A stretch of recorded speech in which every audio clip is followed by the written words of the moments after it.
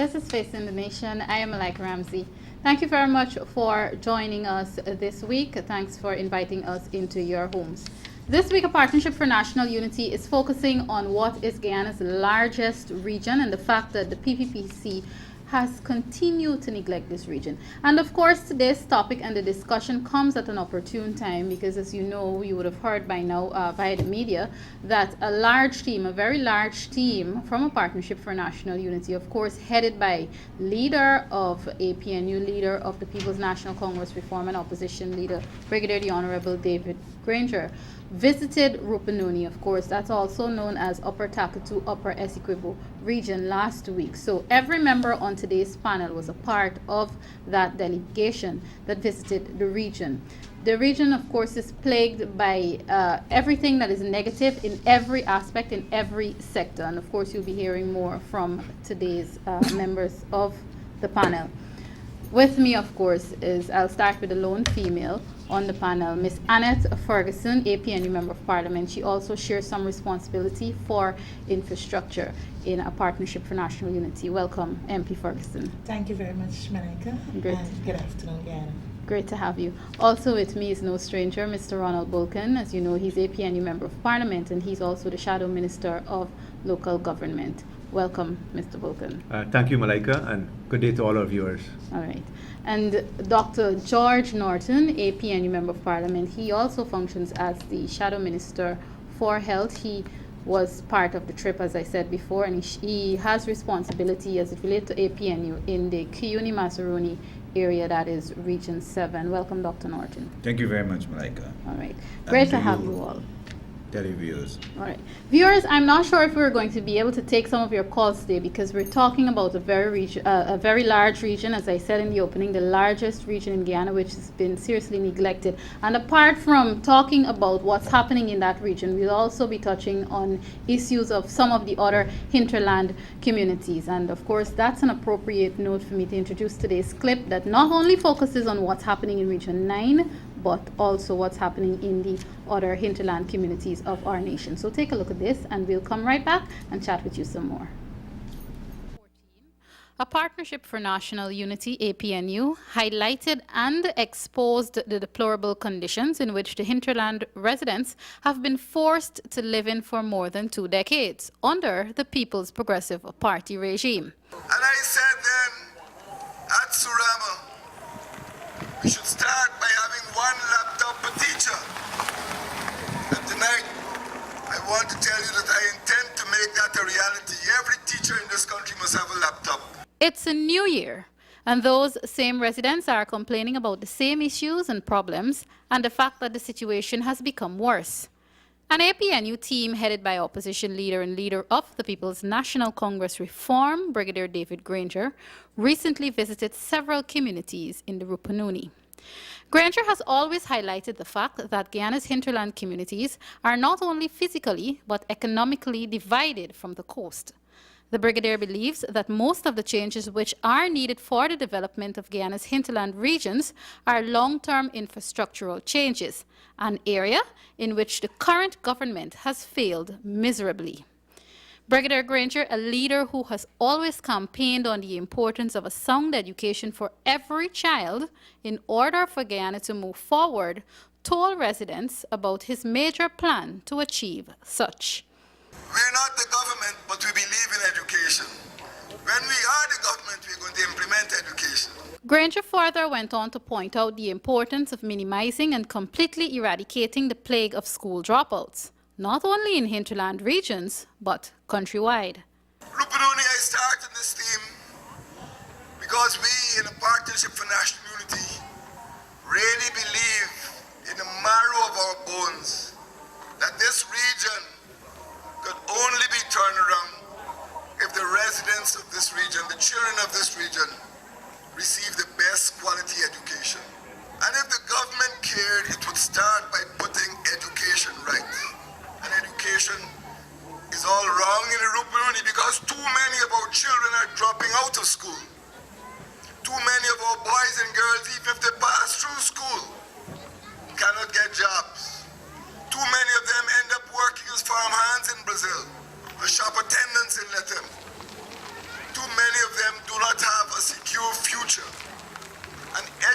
delegation must be the means by which we give the young people of Rupununi that secure future, that good life that APNU has promised. Additionally, for other faraway regions and hinterland communities, there are continued horror stories about motorists protesting and shutting down roads, dilapidated ferry stellings that require rehabilitation works, a $54 million airstrip that has never been in use, contractors not using the right materials for road works in Region 1, protest action in Port Kaituma, delayed infrastructure work in hinterland communities because of contractor negligence, the collapse of the Supanam stelling, the hazardous state of the Bartika-Pataro Road, Kwakwani-Aichuni Road saga, and the list continues. But when I first came to the Rupununi 45 years ago, I saw wooden bridges. There was no proper highway between Anai and Achiwip. And this year, 2015, I come back to the Rupununi. You still have wooden bridges, and there is no proper highway between Anai and Achiwip. You cannot develop this country unless you have the infrastructure. You cannot develop this country unless you have educated people. You cannot develop this country unless you have a government that is caring for the human beings, the residents, the citizens of this great region. APNU has also always noted that Barima-Waini Region 1, Kayuni-Mazaruni Region 7, Pataro-Siparuni Region 8, and Rupununi Region 9 all have regional administrative centers but no towns, a situation that is expected to change with an APNU government in place. Despite the fact that one can boast about the massive size and great potential of our hinterland communities, there are major problems that have stymied the growth of those same communities. For 2013, the following interventions are proposed to advance development of our Amerindian communities. $77.9 million for the land titling and demarcation program, $350 million for the commencement of implementation of 180 community development plans, $66 million towards the Hinterland Scholarship Program, $200 million to support an Amerindian youth entrepreneurship and apprenticeship scheme, and $500 million to roll out the OLPF to Amerindian villages. There we have it, Mr. Speaker. What I have just outlined is all that the Honourable Minister chose to highlight in his budget speech with regard to the government's plans, vision, program and initiatives related to hinterland and regional development. The question needs to be asked. If you listen, Mr. Honourable PM, you'll find out. The question needs to be asked, is this a suitable or an acceptable vision for the development of the regions and/or the hinterland? I say the answer is an emphatic no. Shadow Minister of Local Government and APNU Member of Parliament, Ronald Bulkin. He was at the time speaking during the 2014 budget debate in the National Assembly. He also had this to say about the destruction and neglect of the hinterland communities. Poverty is widespread in hinterland communities. Sad to say, the gold and other extractive resources that are being dug out from hinterland areas bring very little benefits to the residents of the nearby communities. What accompanies much of this mining activity are various public health crises, such as the gastroenteritis outbreak recently in Region 1, arising from poor regulation and sanitation, antisocial activities such as prostitution, higher cost of living for those not involved in mining itself due to higher prices for basic necessities, increased criminal activity, unsafe waterways, and there have even been deaths due to caving in of mining pits. Mr. Speaker, what is needed is a comprehensive approach to the needs of the regions and of hinterland communities. But this task has to be approached from the bottom up, not top down. In other words, the regional governments have to be meaningfully engaged to identify their priorities. Not what currently obtains, which is central government unilaterally deciding what hinterland communities will receive. Such as example, an inadequate laptop when young people cannot even get jobs. We have to find out who are actually benefiting from these interventions. The suppliers of goods and the providers of services, or the hinterland residents. Seeking to place hinterland economies on a sustainable path has to be a priority of any government if we are to do justice to the expectations of our people. APNU Member of Parliament Don Hastings has also on several occasions complained about the various plights of the citizens in hinterland communities. For our teachers, nurses, and other government workers who work and live in the hinterland communities, Mr. Speaker, of whom do not own individual title lands or a house lot, owing to the fact that they live on a communal land, which is an Amerindian community. Hence, they are not able to access loans from the commercial banks or any other agency such as DPF without a transport. I have known of incidences where teachers traveled to the city to transact such business and were turned down because of the spending situation.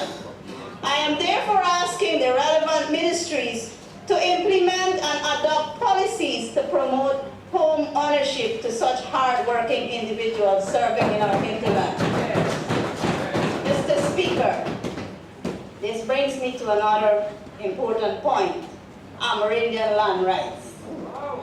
Another current issues of concern to our Amerindian brothers and sisters.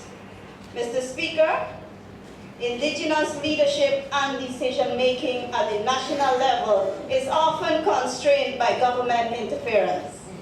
For example, the National Two-Shows Council, which is housed in the Ministry of Amerindian Affairs building, has no independent funds to carry out its business of the council. The Indigenous Peoples Commission, which is an independent body established to look into the matters that affect the lives of our indigenous people, has a lot more to do, or in fact hasn't done anything to this day, as it is mandated.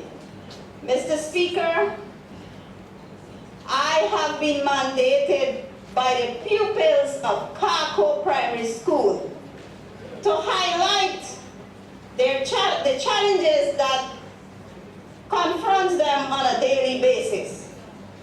More so as they are being currently challenged with the mining activity that has begun up the Kako River.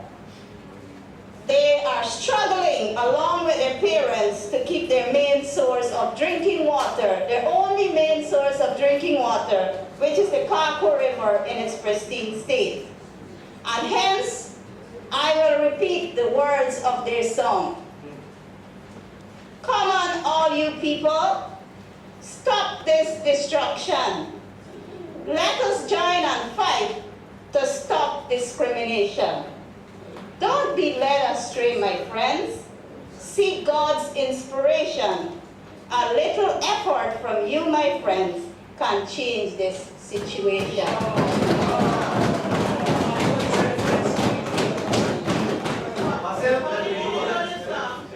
The residents of Kako are eagerly waiting on the Minister of Amerindian Affairs and the Minister of Natural Resources and Environment to quickly satisfy their request that was made by a statement presented to the visiting team. Mr. Speaker, we must be sensitive to the cries of our indigenous people. MP Hastings also noted that government continues to arbitrarily make decisions and impose procedures without the consent of the residents living there. I wish to remind this august body that consultations, my friends, is always the proper thing to do. Consultation must be done first with the people, whether they be in the mountains, in the valleys, irrespective of their location. We need to go and meet with the people, consult them, and before any policy is implemented. In the meantime, while the residents of hinterland communities continue to face certain challenges, a Partnership for National Unity says its administration will create the conditions for a good life for all by protecting residents of hinterland communities from the abuse of their rights and providing them with a higher quality of life. Reviewing there a piece on the plight of not only Region 9 but hinterland communities across our nation. Now on to today's program, today's discussion actually, which focuses mainly on what's happening in Region 9. Of course, as you know, I said earlier, those persons living there, the residents there, are definitely neglected. And I'd like to begin with Dr. George Norton, who, as I said before, was also a part of the team visiting Region 9. Dr. Norton, some statements on the condition of the Rupununi at this point in time. Malika, we've been in different areas. Myself and Annette was down south. We've touched quite a number of villages. And I'm certain for those who are in central Rupununi, along with those who might have been up north, there was one common theme, that is land issue. It was so important that even at the meeting that we had at Letem, the closing rally, that was one of the questions that was asked by a leader from the village, from St. Ignatius, about the settlement of Amerindian land issue. It was told to us that many of the Tushaus who are supporters or apparent supporters of the PPPC government took the opportunity with the visit of Mr. Ramatar when he recently was up in the Rupununi to ask the question about their land issue, when will they get it settled once and for all. And he totally, to the embarrassment of the Tushau, ignored them. And this was told to us on so many occasions, that they saw the disgust, they saw the disappointment in the expression of the Tushau when they were ignored for a question that they considered as being very important.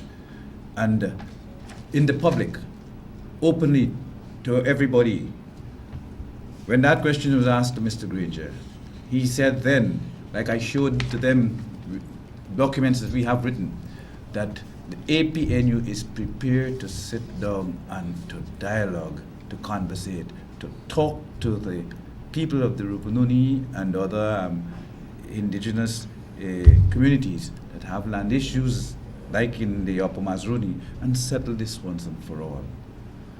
And it is something that is going on, to the irritation of the Amerindians, because they're questioning how come foreign companies from foreign countries are coming and concessions are given to them for mining and for forestry. Baishanling to them has now become something that they can't stop asking questions about Baishanling. Where they're from, how were they allowed to come, what extent, because no form of consultation was done. You know, it's like them waking up one morning or on their way up into the Rupununi from on the Linden Letem, and they count 16. These are the numbers they gave us. 16 haulers, 16 trailers filled with lumber that is being carried out from that area by Shanling. The people are worried. They feel that their livelihood, their actual existence is being threatened. And the older folks are appealing to us to do something about the fact that they depend so much on the forest for their livelihood, that if it's taken away from them, it's like taking away their life. How extensive are the provisions in our constitution for land? Well, in this case, of course, Amerindian land titles. How much does it cover? It is based on what is known as traditional rights. At the time of independence, the granting of independence to Guyana was hinged on giving the indigenous people ownership to their land.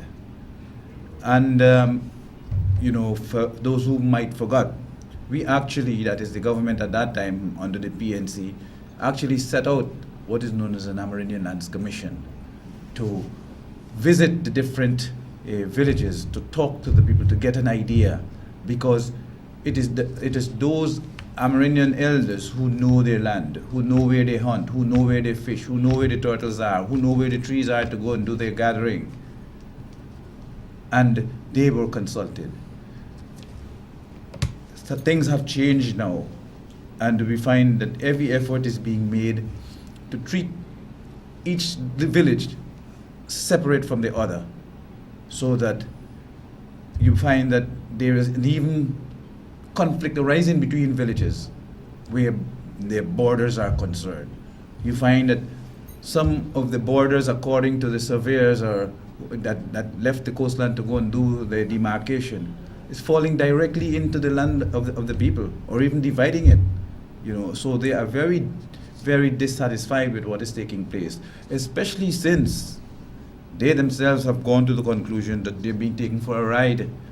They're making promises that the government is not prepared to fulfill. And, they are very uncomfortable and are expressing their discomfort. As you talked about, before I move on to MP Ferguson, as you talked about the fact that the people are disappointed because government is making these promises and not fulfilling them. We saw in 2 years after the budget presentation, persons were brought out from those communities to protest the opposition for cutting this and cutting that. Do you believe that would have had an impact on a Partnership for National Unity as you would have gone into these communities? Is it a case where the people want to listen to a Partnership for National Unity, or are they still, in a sense, sort of brainwashed because of the damage that the PPP would have done via propaganda in those communities? What the people have told us, not only in Region 9, but in Region 8 as well, some of them have left that organization that they call CSO. Some of them have given up being a member of it. Of course, they said to us that one of the conditions to become a member, you had to become a card-bearing member of the PPP. But they were told that they would have been trained.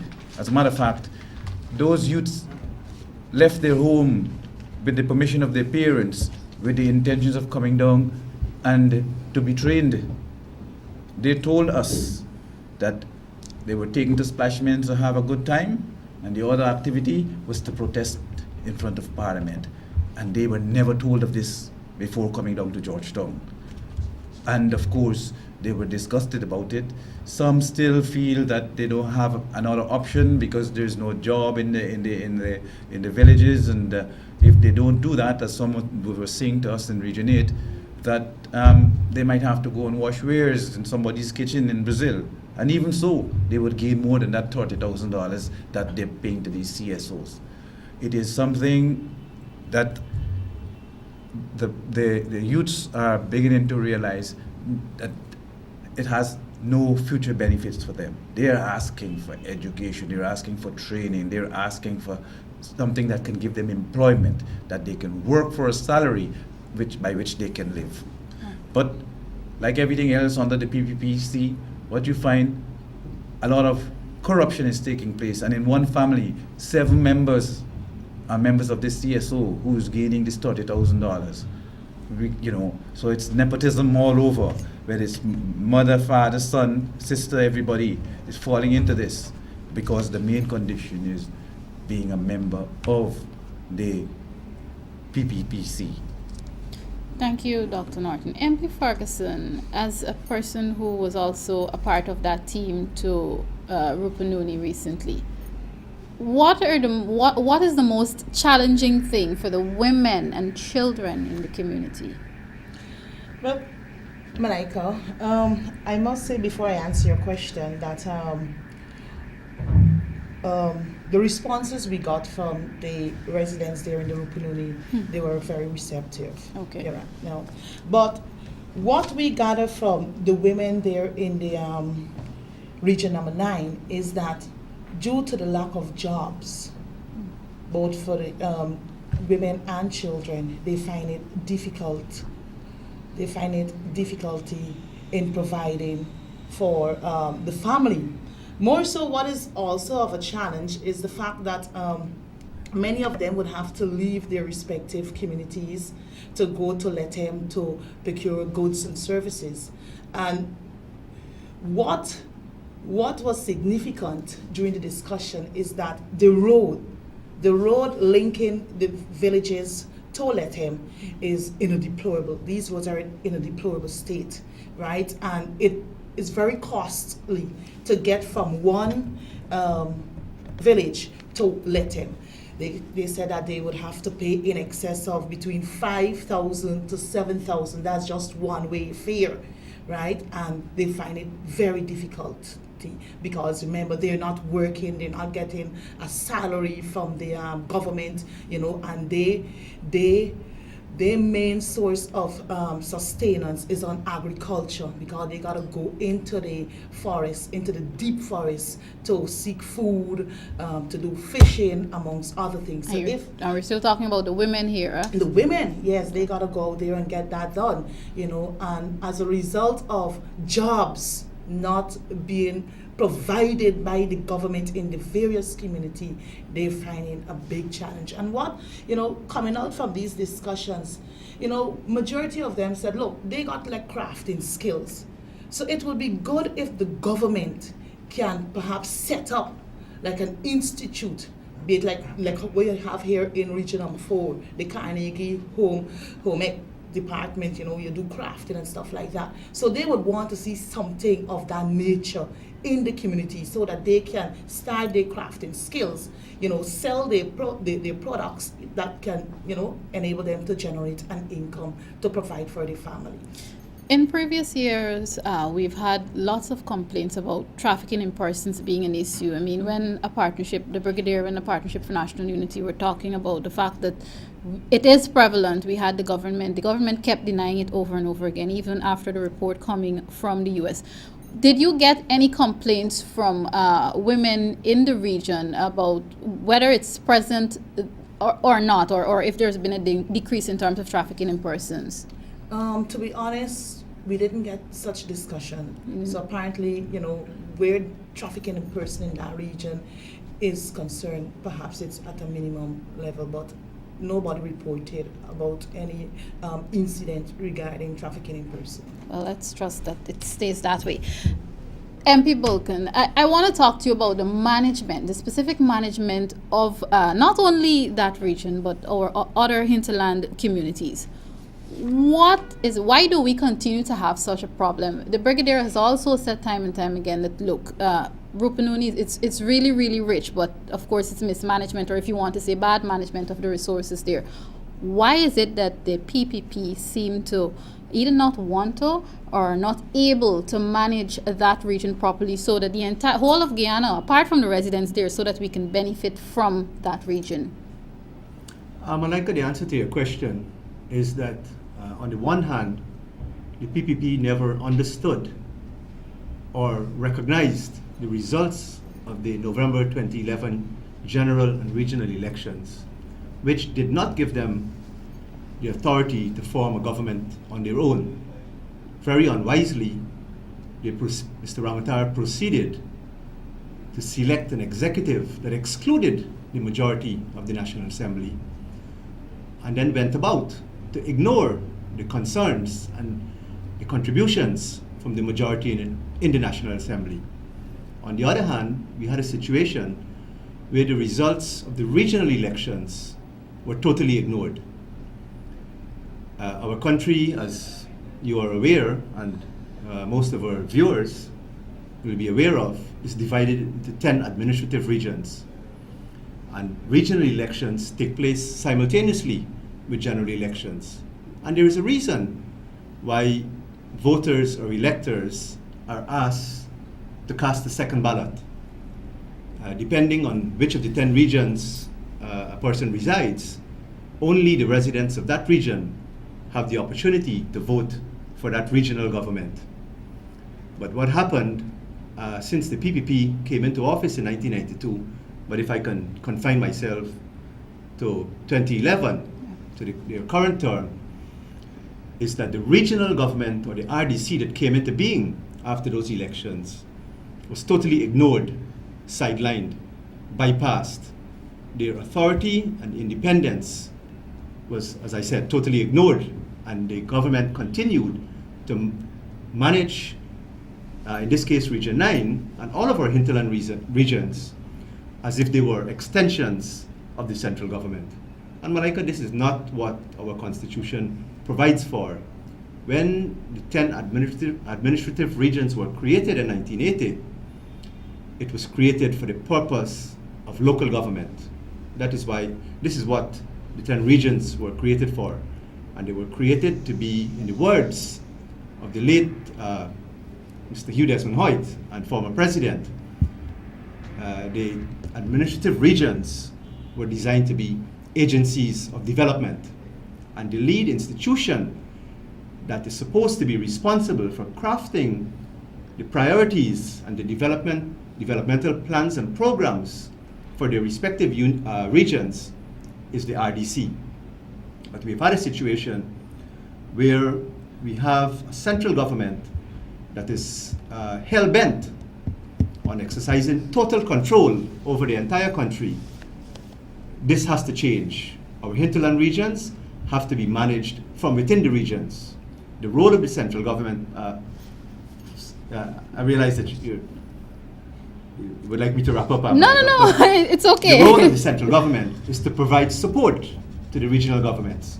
Right now, what we have is a situation where the support that is offered to the regional governments, and in particular in our hinterland regions, is political support, where appointees to the RDC, namely the REO, or the regional executive officers, and the AREOs and the DDOs, are all political placemen, or placepersons, men and women, and they are there to prosecute a political agenda. This is not the intention of our constitution. This will change under an APNU-led administration, where the personnel that will be provided to the regional governments will be of a professional level, where depending on the specific needs of the region, it will either be engineers to assist with crafting the blueprints and the developmental plans, to take care of the infrastructure, roads and bridges, agricultural specialists and agronomists to support agricultural activity and agro-processing, or in many regions, aquaculture or fish farming, accountants and financial specialists to assist the administration in equipping them to carry out their tasks, which is to manage the region, and also to be of assistance and benefit to the residents of the region. And as our program, in the time that's allotted to us, I'd like to expand a little bit more on that. But the fundamental problem, Malika, it's one of governance, where the central government is not honoring our constitutional provisions. I did lament that in the clip that you showed. I believe it was my rebuttal to the 2013 budget, where I deplored what is taking place, which is this oppressive control from the center. I believe it is indisputable that the crafters of our current constitution recognized, I believe, as I said, out of painful necessity, that our country is too large to be effectively or efficiently managed from the center. And this is why our regions are empowered to perform the task of managing and developing their respective regions and communities.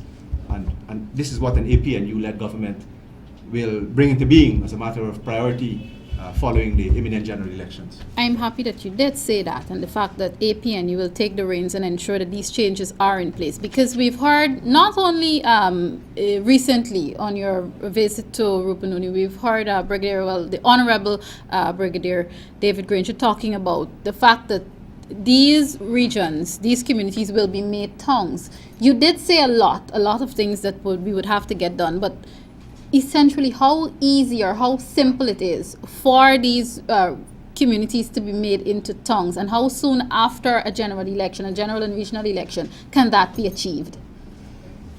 Malika, development, it's a long and slow process. It will not be simple.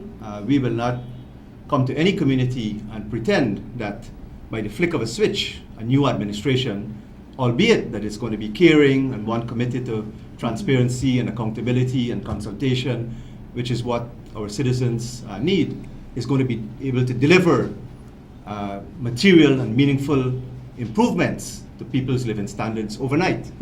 But the process will have to start. It depends on in which direction we'll be traveling as a nation. Right now, we are traveling in the wrong direction.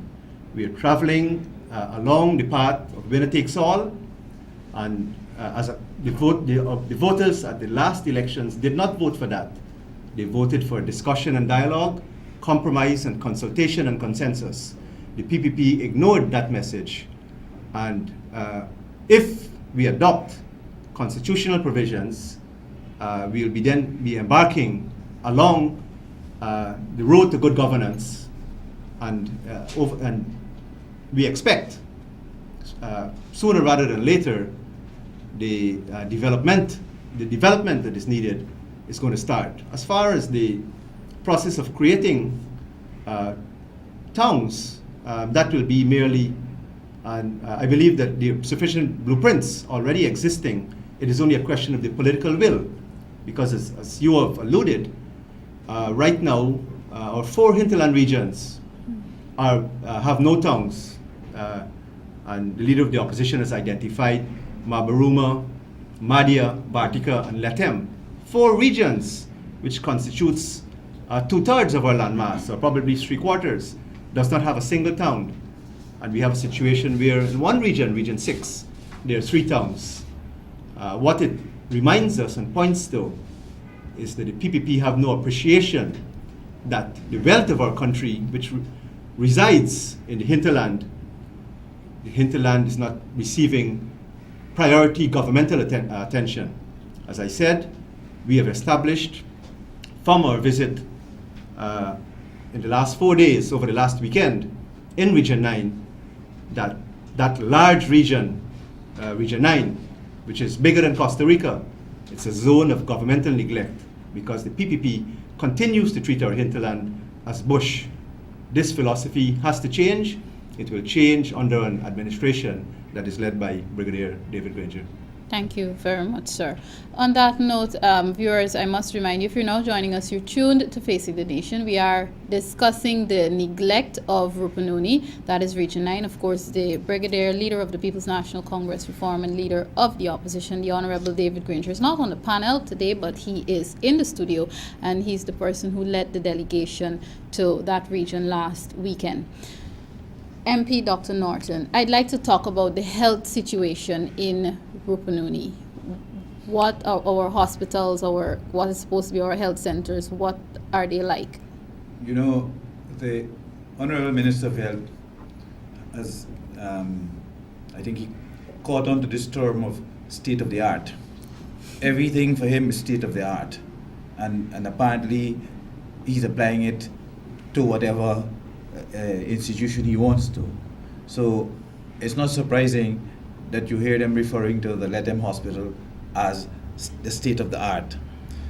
This is what the residents told us, that they have been diagnosed with surgical conditions. They need surgery, they're in need of surgery. But this can only be done if a visiting team goes to Letem, where they have these so-called medical outreach that we heard the ministers boasted about so much. But it is not organized in any, let's say, definite way. They don't know when this is going to happen. They don't know if they would ever be lucky enough to be on that surgical list and so on. And these are young people who are standing up expressing their disgust. What they're calling for is resident doctors, resident surgeons, resident pediatrician. You want gynecologist who lives there and let them, who, even if they're doing a 1-year stint. You want people who are internal medicine specialists there in the whole region, because you don't have. You know, I expressed my disgust at the minister as referring to these young doctors who came back. The minister in Parliament called them baby doctors. And I said, that was not complimentary at all. But the people are saying, yes, they're baby doctors because, they're not functioning the way we know doctors are functioning. They themselves were crying out about the efficiency of these doctors that they have there. But it's not only the doctors, the nurses as well. Take the people from Aishalton, for instance. They had nurses, midwives, medics is working there. The Aishalton is from an Amerindian people that is referred to as the Wapchiana. The Wapchianas speak their own language. That's their first language. English comes second. They sent their people from there to go and get trained. When they came back and were working there, they were removed. They were removed with no form of consultation. So you have the older folks now, when they go to the health center with their health problems, there's nobody to interpret, for them to understand what they're saying, because they remove whoever was working there. I mean, this is so short-sighted. This is so unfair to the people. How could you just take somebody from the coast or some other village, put them into a village to function, especially along the along the line of health, and we can't communicate? You know, you don't know my language, I don't know your language. And they're complaining about that. They are asking us to see what we can do.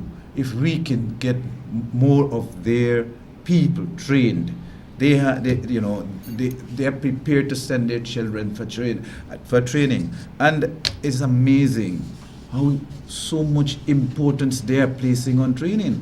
You know, it just you're seeing a people there who is willing to go, and somebody, some government is just stopping them. There's a stopping block in these people's desire to go and develop. They're asking that it's time we get, instead of a health hut, we want a health center. Instead of a health center, we want a cottage hospital. They are saying it. They have showed us, as I said shortly, boxes of medication, and this is no sophisticated medication, things like Panadol and ibuprofen, anti-inflammatories, aspirins and so on. Boxes turning up there, what? Turning up late and turning up expired. Isn't that an insult to people? To, in the first place, send expired drugs to them long after they have requested of it. So we are not seeing any form of development taking place. You know, and it boils down to the fact that persons in authority seems to be treating the people in the Rupununi with contempt.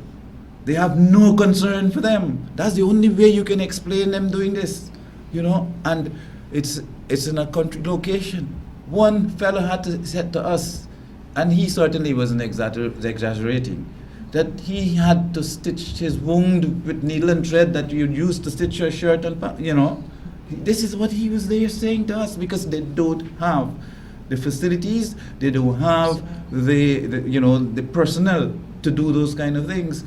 How long is the Rupununi existing? Is it not time that they should enjoy something better? And we're talking from an area that comes near to the Marudi Mountain, where millions of dollars of gold have been extracted and is being extracted. We're now by channeling, and but the people's lifestyle has not changed for the better. In saying that, then there can't be the excuse that we don't have the money to maintain the region. Can that excuse be used by government, and in this case, the health minister? Certainly not. Cannot be.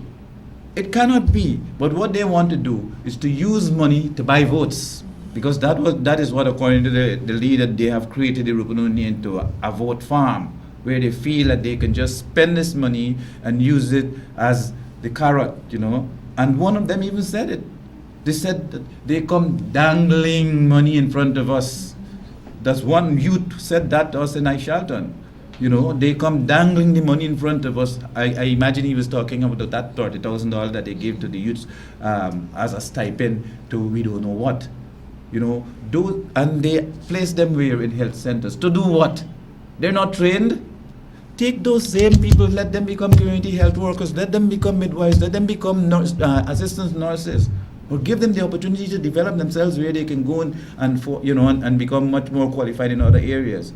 It just shows that they have no vision for the Rupununi. They're not concerned, and that is why I was so happy, and I consider myself fortunate to be part of that team, which had as its motto, vision to rebuild the Rupununi, because that is what the Rupununi needs, to be rebuilt in all walks of life.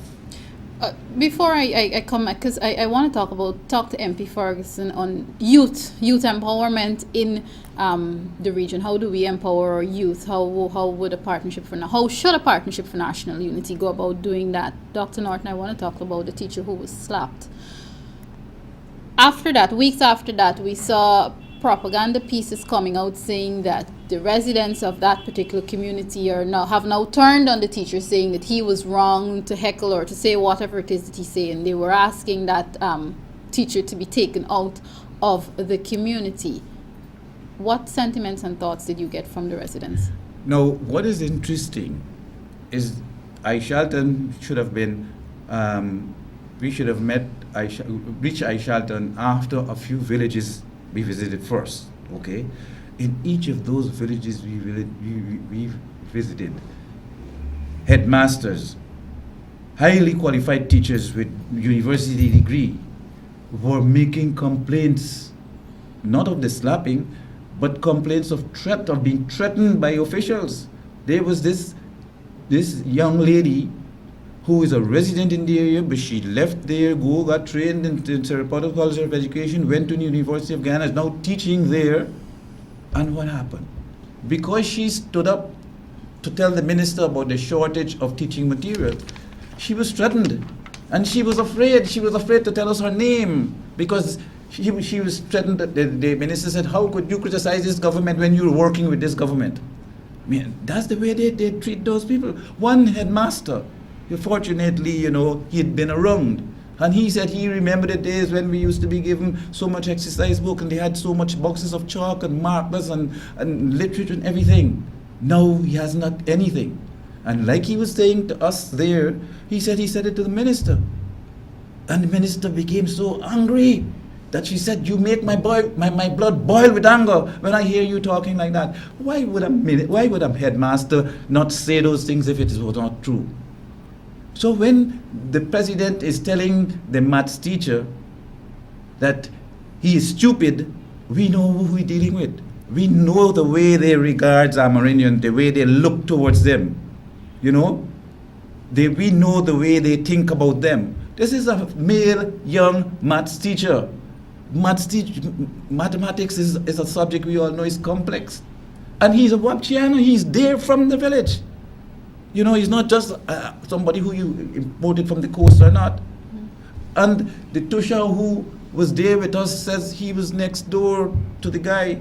And it's just not true. He had no alcohol intake, and nor his breath wasn't smelling of alcohol or anything like that, nor he was not misbehaving. He was pointing out to some white elephants which you have, and that's how he described it.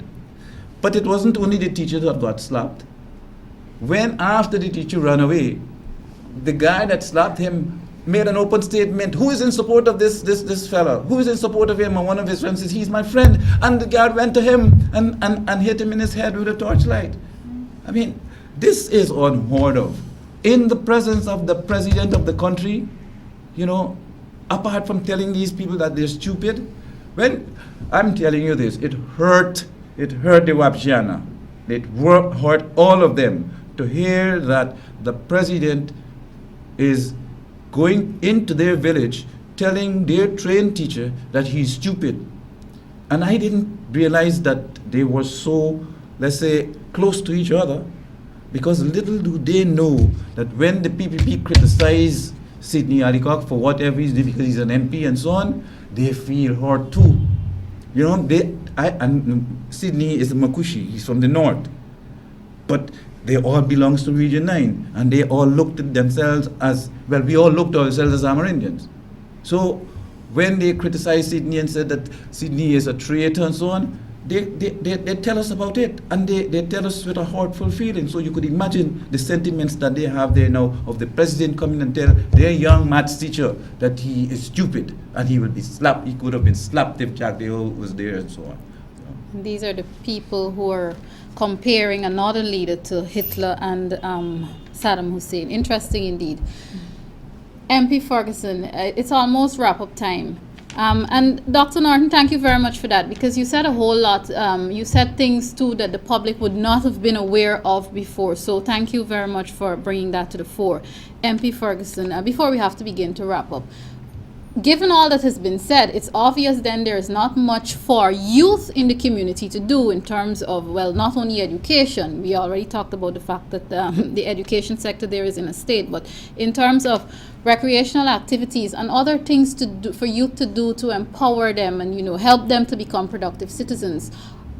What do you think is the first thing APNU should do for youth in the community? This is apart from improving the education sector. Well, the other thing I think an APNU government can do is to have like Amerindian Institute established in the hinterland areas, so that, let's say for instance, a young man or a young woman leaves school and, you know, they don't have a job at the moment, they can now go and develop themselves, perhaps in mechanic, in engineering, in crafting, or some other field, so that when he or she completes that training at that institutional level, he or she can now come create jobs within their own communities or within their own villages and have their own young people, you know, working along with them whilst they too are in training. So, you know, the APNU, the leader of the opposition, he continued to emphasize on the point that an APNU government will ensure that institutes are established in these communities so that young people can be empowered, so that they can empower their community. Thank you very much. MP Bulkin, given all that has been said, and we could go on because there are much more issues that we haven't yet touched. There's the issue of public security and then public works, I mean, which everybody touched on, the breakdown in infrastructure, and we even heard and we saw that in the clip that was shown earlier. MP Bulkin, given all of these issues on the table, do you believe that a partnership for national unity, whenever we have general elections, whenever it is this year, whether it's on the 15th of May or the 11th of May, or sometime, some other date, do you believe that a partnership for national unity can convincingly win the support of the people of the Rupununi? Malika, I'll be frank and honest with you. The feedback that we received from many of the residents in many of the communities that we visited, the overwhelming sentiment was that people are not happy with the PPP's approach to governance. And it is my personal view and opinion that APNU will take control of the RDC at the upcoming elections. All right. And Dr. Norton. If I may, go ahead. If you just allow me to probably make some closing comments, Malika. Malika, it is indisputable, it is undeniable that Region 9 possesses an abundance of resources that are currently not benefiting the people of Region 9. The region, as I said in my opening remarks, it's a zone of governmental neglect. As a result of our visit over the 4 days, we were able to establish that there is underdevelopment in all of the key areas that any government has to deliver on to improve people's lives, whether it's in education, employment, public health, public safety and security, infrastructure. There is underdevelopment. The solution to this crisis state of underdevelopment will come about with empowerment, and it will take two forms mainly. Firstly, on the one hand, political empowerment, where the authority and independence of the regional administration is recognized and respected, and the central government discharges its obligation to provide material and financial resources to the RDC to enable them to carry out their role and responsibilities. Having been suitably equipped, the RDC will then be in a position to bring about economic empowerment or financial independence, where the resources of the region will be meaningfully and beneficially exploited for the benefit of the residents of the region. And there is an abundance of natural resources. Quickly, let me say, one of the most, in my opinion, important resources that the region possesses is its potential for tourism.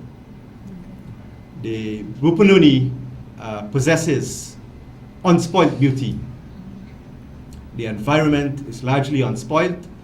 The scenery, it's unparalleled. Persons will come from halfway around the world to enjoy the clean air and the clean water and the environment and the way of life that is in the Rupununi. But it requires an investment by the central government, a collaborative approach to put in place the infrastructure and to promote that product. Costa Rica, which I think it was said, is smaller than Region 9, earned in 2013 $2.4 billion from ecotourism. That is the kind of potential that is present in the Rupununi and in Region 9. It will help to bring about transformation, sustainable economic development. It will help to create thousands of well-paying jobs and generate economic activity that will allow our young people to stay in the region, to develop the region, and not, as they are doing now, just looking to flee the region and doing menial jobs. It requires a vision, it requires political will. The PPP has shown no interest in empowerment, whether it's economic or political. The PPP are tired, they're bankrupt, they run out of ideas. It is time for them to go. Thank you very much. Malika, So well if said. I- Sure, if- Dr. Norton, go ahead. You know, at the rally we had at Letem, we had quite a lot of youths attending that rally. And I can assure you that they went home that night as a happy bunch of persons, simply because our leader of the APNU, Mr. Granger, guaranteed them that when APNU should get into power, he will put a national stadium in the Rupununi so that the youths can go and develop their sporting ability. The Rupununi, the people, including the elder folks, are convinced that they have the talent, they have the potential, they are a force to reckon with, not only in athletics or football, but in so many other sports. But they don't have the means of doing it, and they're clamoring for it. We have seen them perform here in Georgetown, and I can tell you, on the conditions under which they came from, to run against those that we have here in Georgetown, you know, it's remarkable. Yet we don't think any of them have ever enjoyed a sports scholarship to any high institute of learning, or even to come down here in Georgetown on a sports scholarship. I remember one young girl, Doretta Roberts, running a 10 kilometers race here, and coming in second overall, including the males, you know. And I approached two ministers, both the Minister of Marine Affairs and the Minister of Sports, Youth and Culture, to see what we can do for this young lady, to see how we can develop her. You know, Doretta Roberts was an icon for the young people there. She's, you know, disappeared off the map. There is no future there. There's so many like her, so many before her, and so many to come. So the idea of APNU developing a sports complex in the area, giving the villages the kind of support and money needed to have good sports facilities, even at the level of the village, is one of the best things APNU could ever do for the Rupununi. Thank you very much, Dr. Norton. Well said. And unfortunately, this is where we have to bring the program to a close for today.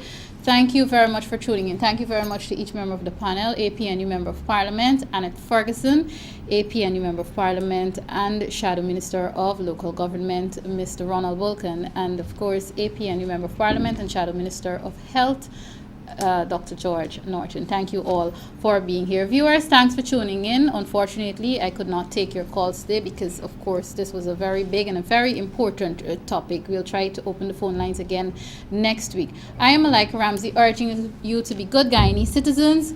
Of course, be careful, take care of yourselves, and take care of each other. Goodbye.